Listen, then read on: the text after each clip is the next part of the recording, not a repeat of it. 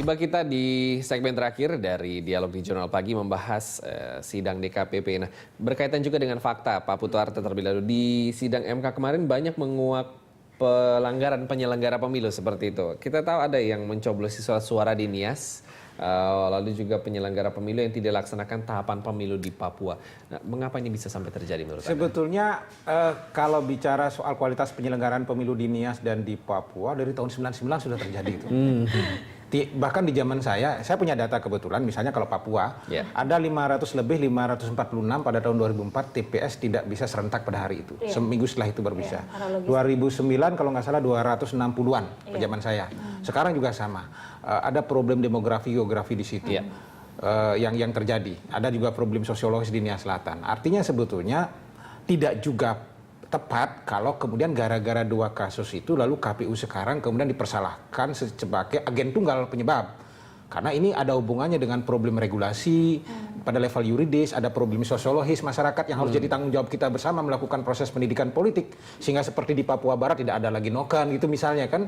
Dan ada problem-problem kultural yang bersinggungan satu sama lain gitu. Nah, kalau demikian halnya maka bagaimana penilaian saya terhadap proses yang di MK ini? Oh betul, di situ ada masalah. Kita tidak menafikan bahwa di Nias juga ada persoalan, bahwa di Papua ada persoalan. Maka pertanyaan berikutnya, apakah persoalan-persoalan kualitas penyelenggaraan pemilu di tempat itu yang buruk signifikan kemudian untuk mempengaruhi proses persidangan di MK dan misalnya mengubah hasil? Nah itu yang saya tidak sepakat. Katakanlah misalnya hitungan-hitungan sederhananya, oke lah KPU disalahkan, Anda gagal hari ini, kok Papua seperti itu, oke dia bersalah, perbaiki depan. Tetapi kalaupun suaranya kemudian diberikan misalnya kepada kubu Prabowo Hatta yang jumlahnya 1,5 juta juga nggak ngangkat untuk kemudian membalikkan hasil. Tapi bahwa kemudian KPU-nya akan dipersalahkan oleh MK di pertimbangan hukumnya untuk memperbaiki proses ini di 5 tahun lagi untuk bekerja dengan pihak lain, ya pasti akan terjadi itu kesalahan itu. Nah, bagaimana Mbak Titi kita melihat pembinaan profesionalismenya nih kalau seperti itu? Iya. Nah, sekali lagi kita punya PR besar dalam konteks penyelenggaraan pemilu kita. Tadi seperti Pak Putu sampaikan, setidak-tidaknya kami selalu mencatat 4 wilayah yang selalu muncul di setiap rekapitulasi suara dan sengketa hasil. Yang pertama memang Nias Selatan. Dari pemilu ke pemilu, Nias Sumatera Utara tidak pernah lolos ya. Selalu ada penghitungan suara ulang dan itu selalu melibatkan Nias Selatan. Langganan ya? Langganan. Yang 2009 ke Nias Selatan yang tidak bisa kita rekap satu-satunya. Sampai merekapnya dibawa ke kabupatennya. Dan yang kedua adalah Sampang, Madura. Madura ini memang selalu ada masalah. Bahkan pertama kali jargon sistematis masif terstruktur itu kita kenal karena Pilkada Jawa Timur dan itu muaranya di sana, di Madura. Yang ketiga itu Papua. Papua ini memang ada lokal konteks yang harus betul-betul kita pelajari dan kemudian kita lahir dengan rekomendasi perbaikan soal noken dan lain sebagainya. Noken tidak masalah konsensus menurut mahkamah, tapi kemudian ketika ada warga tidak mau berkonsensus, ya itu jadi masalah karena dia berarti kan ingin didengar suaranya, tidak mau menjadi bagian dari konsensus tersebut karena berbeda pilihan. Dan ini harus diakomodir oleh demokrasi kita. Karena pemilu itu konsepnya one person, one vote, one value. Dan yang terakhir Maluku. Maluku ini juga selalu punya PR kan dari terutama pemilu Maluku kita. Utara. Maluku Utara. Nah, dalam hal ini makanya kalau kita lihat dari 100% kelembagaan penyelenggara pemilu, saat ini kan konsentrasi kita semua ke penyelenggaraan.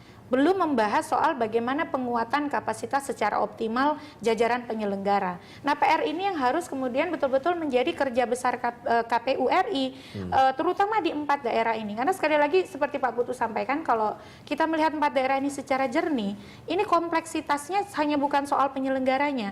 Karena siapa saja penyelenggaranya, masalahnya akan muncul. Karena itu tadi, ada tatanan struktur, tatanan politik, tatanan adat yang berpengaruh dan kemudian mempengaruhi proses penyelenggaraan. Dan tidak hanya pemilu, ternyata pemerintahan lokalnya pun seperti itu begitu. Jadi pintu masuknya menurut saya pada perbaikan regulasi. Saya mengusulkan pada undang-undang pemilu yang akan datang, terutama bicara soal bagaimana penyelenggaraan pemilu di Papua khususnya gitu ya, itu diberikan bab khusus. Saya berpikir bahwa sejumlah tahapan yang ada di situ, berikanlah kewenangan KPU Provinsi Papua untuk membuat juknisnya. Contoh, pemungutan suara sampai zaman kiamat pun tidak akan bisa serentak di situ gitu karena demikian geografinya yang sangat luar biasa. Maka kalau di situ kemudian ada aturan bisa beberapa hari pemungutan suara nggak ada soal. Nah, itu misalnya soal tata cara pemberian suara juga. Mungkin KPU Papua diberikan ruang mulai mengurangi sistem noken secara bertahap. Jadi dia punya pilihan kan, kabupaten-kabupaten ini tidak boleh noken, kabupaten ini boleh noken. Jadi berikan ruang lokal itu bergerak dan itu dimulai dari regulasi yang dibangun. Kalau melegitimasi problem Sampang dan Nia Selatan yang sosiologis itu, saya mengusulkan sebetulnya di undang-undang yang baru diberikan ruang KPU pusat untuk bekerja sama dengan Kementerian Pendidikan Nasional. Jadi usulan saya begini, daerah-daerah itu minta bantuan pada menteri untuk KKN politik gitu ya. Nanti yang jadi PPS, yang jadi KPPS-nya itu mahasiswa yang dari Medan itu dikerahkan ke situ. Kalau tetap KPPS-nya orang sana segala macam di Sampang, nggak akan menyelesaikan masalah. Pasti akan tetap diganggu, dibajak begitu. Bisa jadi masukan juga kalau didengarkan seperti itu ya. Baik, sepertinya cukup waktu kita. Terima kasih atas kehadiran Bu Titi. Terima kasih Pak Putu Arte hadir bersama kami. Tapi saya tambahkan sedikit ya. 30 detik aja ya.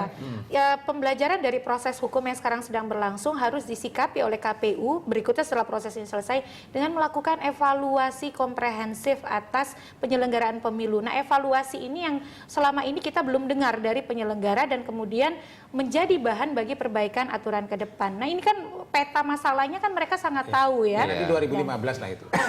Jangan sampai berulang lagi ya. Baik, terima kasih Pak Putu Arte, terima kasih Bu Titi. Demikian dialog kita dalam Jurnal Pagi.